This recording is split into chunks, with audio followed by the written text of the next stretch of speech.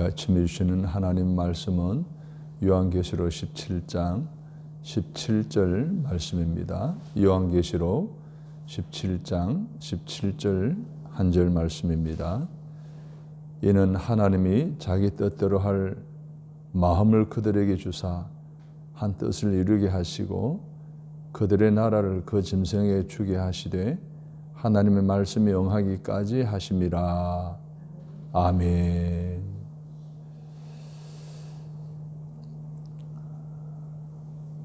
16장의 말씀은 어제 잠깐 언급한 대로 7가지 대재앙에 관한 말씀입니다.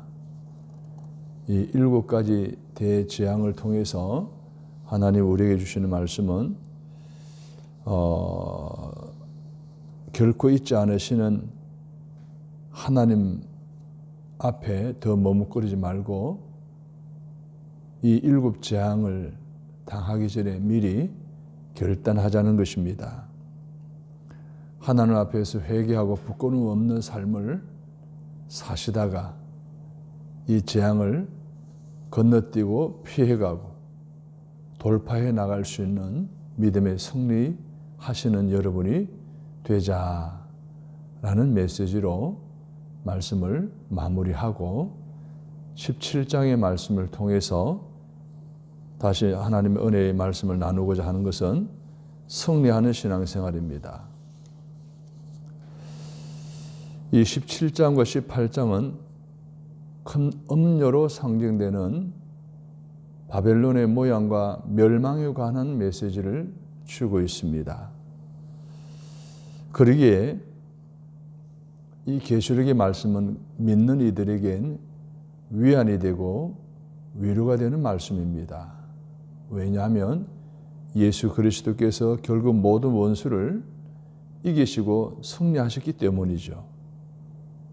그러나 그 원수들의 권세와 포악은 놀랍도록 오늘 믿는 자들을 집요하게 괴롭히고 미혹하고 유혹해 옴을 본문은 가르쳐주고 있습니다.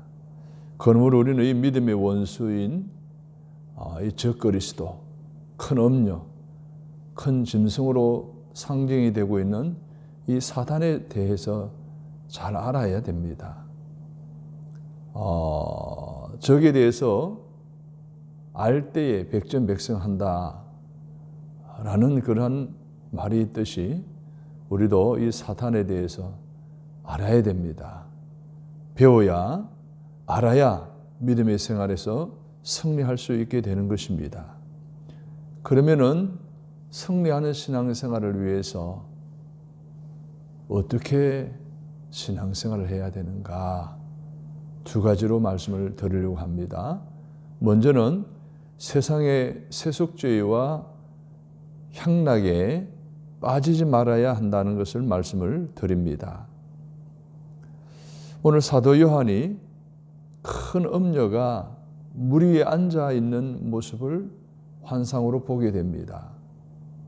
이 물은 세상을 말하는데 물 위에 앉았다는 것은 이 사탄, 즉 큰 음녀가 세상을 다스리고 있다, 통제하고 있다 라는 것을 보여주고 있습니다. 2절에 의하면 이 음녀가 무엇을 어떻게 하였습니까? 땅의 모든 왕들과 백성들을 미혹합니다.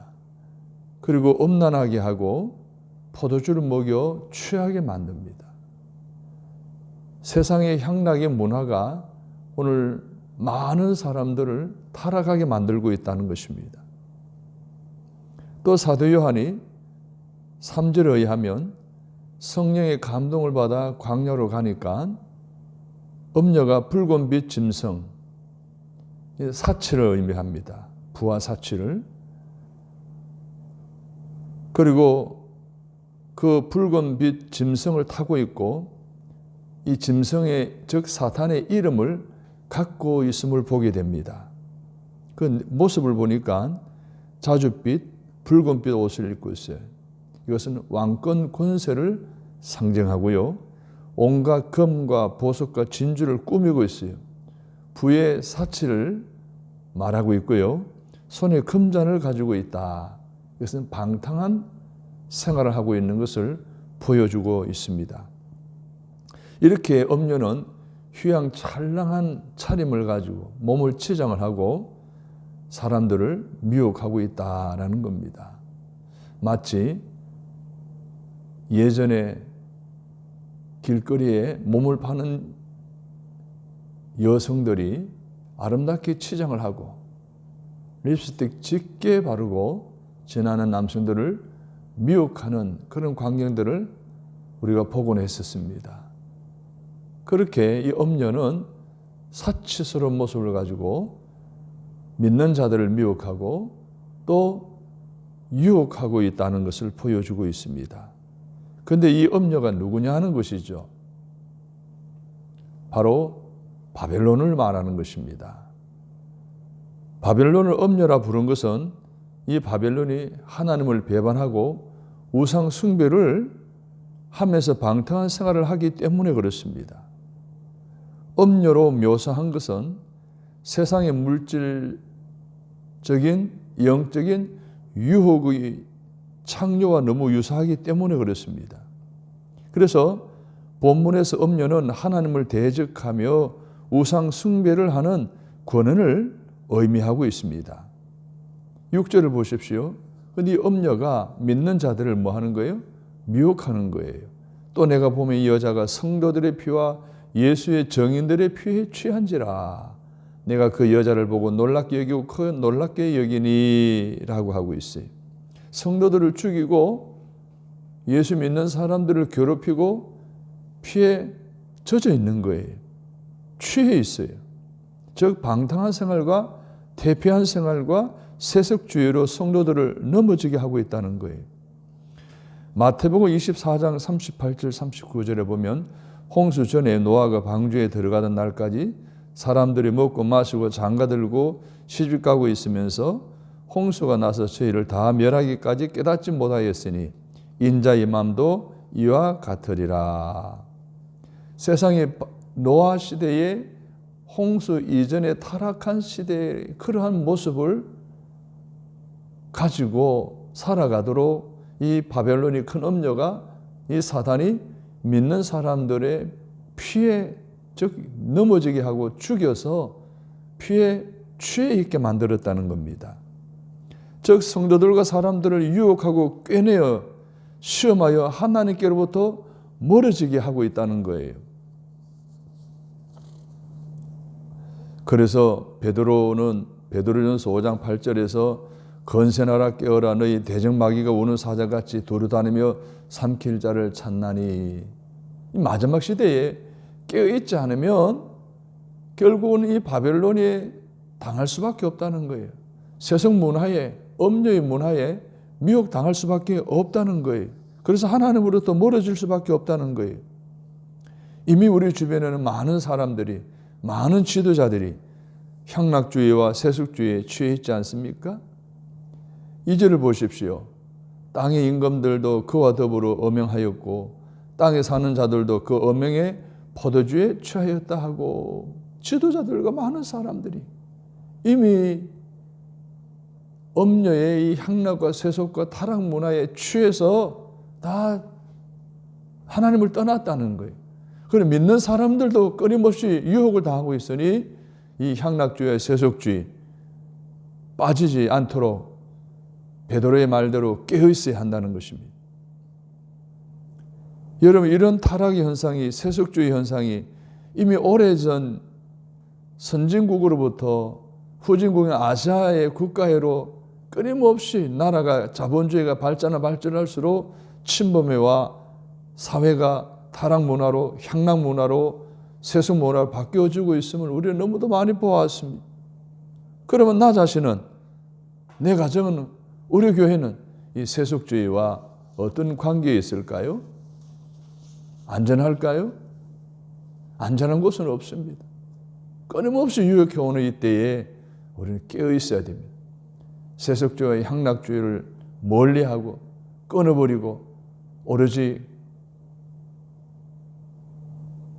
하나님 중심의 믿음의 삶을 살아가는 그래서 승리하는 신앙생활을 해나가는 저와 여러분이 되시기를 주님의 이름으로 부탁합니다. 두 번째로는 세상의 문화보다 그리스도만 믿고 따라가야 합니다. 세상의 문화와 향락주의와 세속주의가 편만에 있는 이 시대를 살아가는 그리스도인들이 눈만 뜨면 보이는 게, 귀만 열만 들리는 것이, 손에 잡기만 하면 잡히는 것이 세속 문화 아닙니까? 향락 문화 아닙니까? 타락 문화 아닙니까? 이러한 상황 속에 살아가는 우리들이 무엇을 보아야 되냐는 거예요. 세상 보지 말고 하나님만 바라봐야 됩니다. 주님만 바라봐야 됩니다. 주님만 따라가야 됩니다. 세상의 모든 권세는 이 큰 바벨론, 큰 음료, 이 사단과 관련되어 유지되고 있습니다. 오늘 요한이 음료를 보고 기히 여깁니다. 6절을 보십시오. 또 내가 보면 이 여자가 성도들의 피와 예수의 증인들의 피에 취한지라 내가 이 여자를 보고 놀랍게 여기고 크게 놀랍게 여기니. 그러자 천사가 그 이유를 묻습니다. 그 음녀와 그 여자가 탄 짐승의 7머리와 10뿔의 비밀을 가르쳐 주고 있습니다. 7머리는 7산 또는 7왕, 즉 적그리스도의 정체를 다른 이름으로 표현한 것입니다. 그러나 그 당시에 적그리스도를 그 나라들과 상징을 하고 있는데요. 9절 10절을 보십시오. 지혜 있는 뜻이 여기 있으니 그 7머리는 여자가 앉은 7산이요 또 7왕이라 5은 망하였고 하나는 있고 다른 하나는 아직 이르지 아니하였으나 이르면 반드시 잠시 동안 머무르리라 했습니다. 자, 그러기 전에 오늘 요한이 그 광경을 보고 기히 여기자 천사가 7머리를 가진 7뿔을 가진 이 상징적인 모양에 대해서 설명을 하고 있을 때에 그 비밀을 가르쳐 주었다 그랬잖아요. 7절을 보십시오. 천사가 이르되 왜 놀랍게 여기느냐? 내가 여자와 그가 탄 7머리와 10뿔 가진 짐승의 비밀을 내게 이르리라 했습니다. 그런데 이 전에 없었다가 지금은 없는 듯 하나 다시 나타날 정체라고 했습니다. 이것이 장차 무정행으로부터 올라온다라고 했습니다. 역사상 다시 재생할 즉 기독교 국가를 의미하는 것입니다. 즉 그리스도인들과 교회를 핍박하는 나라라는 거죠. 그런데 그 중에 7나라 중에 5은 이미 사라졌다 그랬어요. 그 5나라가 누군가, 어디 나라인가 하면 애굽, 그 다음에 바벨론, 아수르, 바사, 메데, 이 나라를 말하고 현존하는 나라는 로마를 말하는 거예요. 그런데 아직 알려지지 않는 한 나라가 있어요. 그건 바로 다시 재생할 즉 기독교 국가라는 거예요. 여기에 대해서 아주 분분한 많은 이야기들이 있습니다만 저는 그것을 언급하지 않겠습니다. 그런데 즉 그리스도가 알 수 없는 앞으로 올 그 나라가 오게 되면 그 나라가 잘 되는 것 같으나 잠시 유지되다가 그리스도의 재림 직전에 나타나서 교회를 굉장히 괴롭힐 것이라는 거예요. 10절을 보십시오. 또 7왕이라 5은 망하였고 하나는 있고 다른 하나는 아직 이르지 아니하였으나 이르면 반드시 잠시 동안 머무르리라. 오래 가지 않는다는 거예요. 잠시 동안 교회를 괴롭힌다는 거예요. 그래서 12절의 말씀대로 7째 왕인 적 그리스도의 세력이 로마 멸망으로부터 예수 그리스도의 재림 직전까지 활동을 하게 된다는, 예수님의 재림 때까지. 그런데 그 활동 기간은 일시적이나 그 지배력은 세계적이라는 것을 말씀하고 있어요. 그래서 7째 짐승은 여러 왕들과 세력을 규합하여 모든 영역, 즉 예술이나 교육이나 상업이나 스포츠나 음악이나 정권이나 권력 등을 지배한다는 거예요. 그것을 한때 많은 성서학자들이 용용용을 의미한다. 그리고 EU, 유럽연합을 이야기한다. 등등 현재 사회적인 변화와 연결시켜 해석을 한참 해왔었습니다. 그러나 아직 그것은 우리가 장담할 수 없는 상황이죠. 예수 재림 전까지 어떤 이 시대의 역사 속에서 적 그리스도가 나타나 믿는 사람들을 괴롭힐 것인지는 아직은 알 수 없습니다. 그러나 여러 가지 다양한 모습으로 국가적인 통제를 통해서 이러한 일들이 서서히 움직이고 있다라고 하는 것을 우리가 짐작을 할 수가 있습니다.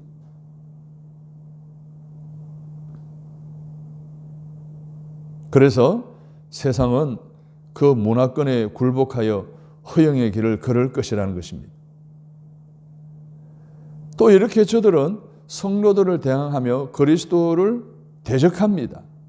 그러나 저들은 어린 양 예수 그리스도에 의해서 멸망할 수밖에 없습니다. 14절을 보십시오. 다 같이 읽어봅니다. 그들이 어린 양과 더불어 싸우려니와 어린 양은 만주의 주시오 만왕의 왕이시므로 그들을 이기실 터이요 또 그와 함께 있는 자들 곧 부르심을 받고 택하심을 받은 진실한 자들도 이기리로다. 할렐루야. 이 끊임없이 믿는 사람들과 예수 그리스도를 대적하고 공격해오는 적 그리스도는 결국은 예수 그리스도 어린 양에 의해서 멸망받을 것이라는 겁니다. 어린 양의 그의 입에서 나오는 금을 가지고 저들을 진멸하신다는 거예요. 여러분, 천하의 만왕이신 예수 그리스도를 당할 자가 이길 자가 있습니까? 없습니다. 그리고 음녀는 이제 짐승에 의하여 멸망당한다고 16절에 말하고 있어요. 예수 그리스도에 의해서 망할 뿐만 아니라 자기들끼리 물고 싸우는 거예요. 16절을 보십시오. 시작. 내가 본 바 이 열불과 짐승은 음녀를 미워하여 망하게 하고 벌거벗게 하고 그의 살을 먹고 불로 아주 사르리라. 바벨론을 완전히 다 사라지게 만든다는 거예요. 역사 속에 강대국은 곧 사라졌습니다. 또 강대국은 또 사라지고 또 신흥 강대국은 또 사라졌습니다. 결국 음녀도 짐승들에 의해서 사라진다는 거예요. 여러분 17절을 보십시오. 그들의 계획조차 어떻게 된다는 거예요? 하나님의 섭리 안에 있다는 거예요. 시작. 이는 하나님이 자기 뜻대로 할 마음을 그들에게 주사. 보세요. 여기서 하나님이 이 짐승들에게 그러할 마음을 주셨다는 거예요. 하나님의 컨트롤 속에 있다는 거예요. 하나님의 통제 속에 있다는 거예요. 음녀까지도 짐승까지도 말이에요. 욥기서 1장 6절과 12절에 보면 하루는 하나님의 아들들이 와서 여호와 앞에 섰고 사단도 그들 가운데 왔는지라. 여호와께서 사단에게 이르시되 내가 그의 소유물을 다 내 손에 붙이노라. 오직 그의 몸에는 내 손을 대지 말지니라. 사단이 곧 여호와 앞에서 물러가니라. 하나님의 허락하에 사단이 욥의 몸을 건들잖아요. 욥의 생명만은 건드리지 말아라. 나머지는 어떻게 하든지 생명만은 건드리지 말아라. 하나님의 통제 속에 두었어요. 이 짐승을 통해서 음녀를 진멸하는 것도 하나님의 계획 속에 있었다라는 이야기예요. 그러므로 음녀의 활동은 하나님의 주권하에서 천국 운동의 이용물이 될 뿐이지 결국은 망하게 되어 있다는 거예요. 그러면은 이 세상 문화로 인해서 우리를 미혹해오는 이 적그리스도를 두려워하는 것이 아니라 그들을 환영하고 맞이하는 것이 아니라 그들 또한 하나님의 통제권이 있으니 그들 결국은 하나님이 다 망하게 하시니 우리는 그들을 따라서는 아니 되는 것입니다. 그들을 바라봐서도 아니 되는 것입니다. 그들을 이기시는, 그들을 컨트롤하시는 오직 예수 그리스도만 바라보고 따라가시는 여러분이 되셔야 합니다. 음녀의 권세와 미혹에 빠져 행락과 유혹과 매혹과 사치에 젖어 살던 자들이 자기들의 어리석음을 깨달을 때가 온다는 거예요. 그때는 이미 늦는다는 거예요. 그때는 이미 후회해도 소용이 없다는 거예요. 그러므로 우리는 세상의 자랑거리에 미혹되거나 세상 것들을 따르지 말아야 됩니다. 오직 예수님만 따라야 됩니다. 믿음으로 영원한 왕이신 예수님만 믿고 따라야 하는 것입니다. 그래야 할 때 우리는 엄냐의 싸움에서 승리할 수 있지. 그렇지 않으면 우리는 그냥 모든 싸움에서 다 지게 되어 있습니다. 나가 떨어지게 되어 있습니다. 끊임없이 유혹이 오는 세속주의, 향락주의에 젖어서 멸망당할 수밖에 없습니다. 사랑하는 여러분, 이 마지막 시대에 큰 바벨론을 모습으로 오늘 우리 믿는 이들을 미혹해오는 세속주의와 향락주의, 만연해 있는 이 세상 속에 살아가면서 세상 바라보지 말고 나의 즐겁게 하는 것들을 바라보지 말고 세상 문화를 바라보지 말고 오직 주님만 바라보고 믿고 그분만을 따라감으로 말미암아 날마다의 생활 속에 승리하는 신앙생활을 해나갈 수 있는 저와 여러분이 다 되시기를 주님의 이름으로 축복합니다. 하나님, 우리는 이 세상을 살아가면서 너무나 많은 편의주의에 빠져 있습니다. 세상의 문화에 향락에 유혹되어 나도 모르게 교회와 가정도 내 자신도 물들어 있음을 고백하지 않을 수가 없습니다.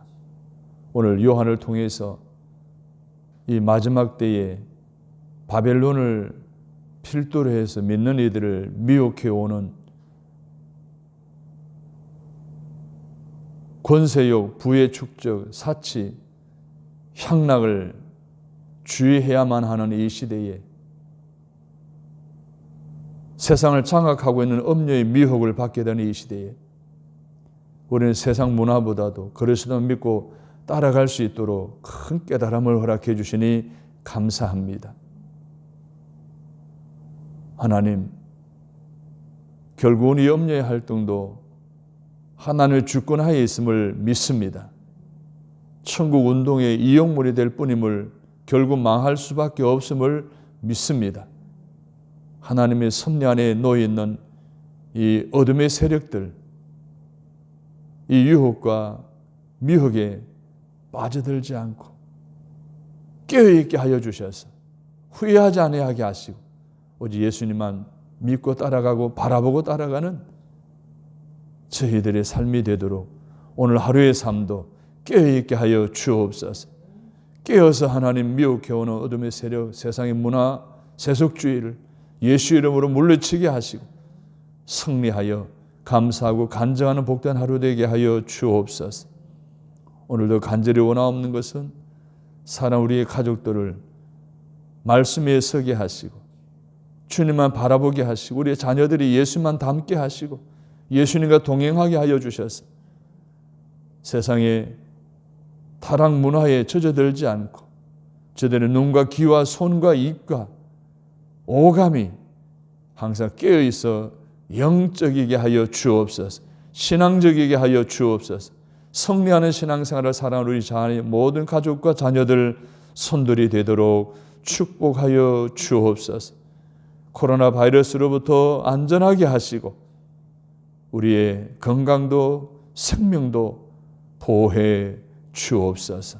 우리의 직장도 우리의 사업장도 우리의 모든 하루의 삶 가운데에도 주님이 임마누엘 하여 주시고 하나님의 은혜를 부어주셔서 하루를 마무리할 땐 감사와 찬양이 간증이 넘쳐나도록 복을 내려 주옵소서.